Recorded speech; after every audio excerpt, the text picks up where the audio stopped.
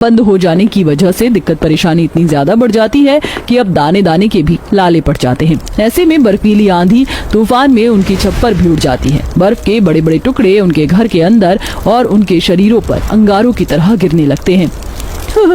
ये भगवान, इसी को कहते हैं कंगाली में आटा गीला। एक तो हमारे पास खाने को कुछ नहीं और ऐसे में हमारी छत भी टूट गई।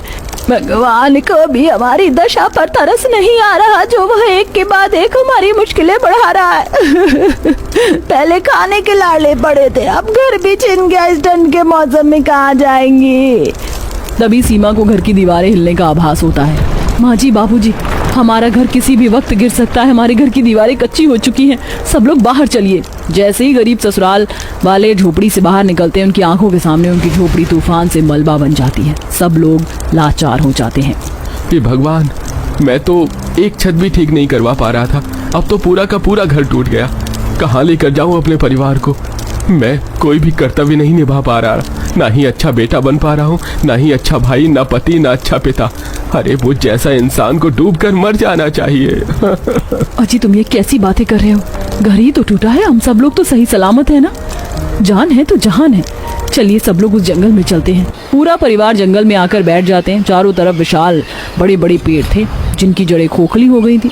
तभी एक जंगल से हरियाली घास खाते और उछलते हुए खरगोश उस पेड़ की जड़ों के अंदर घुस जाता है। इधर जैसे जैसे शाम ढल रही थी, जंगल का वातावरण और भी ज्यादा ठंडा होता जा रहा था।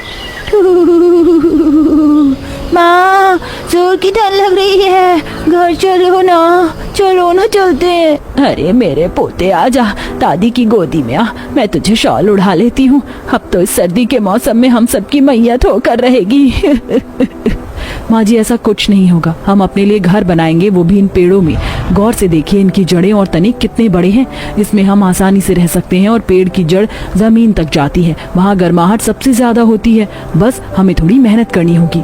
बिना मेहनत के तो इस दुनिया में कुछ भी नहीं मिलता बहू। हम अपने परिवार के लिए इस पेड़ों की जड़ों में घर बनाएंगे। अब सभी औरतें जमीन को खोदना चालू करती हैं और ससुर और पति जंगल से लकड़ियां काटने लगते हैं।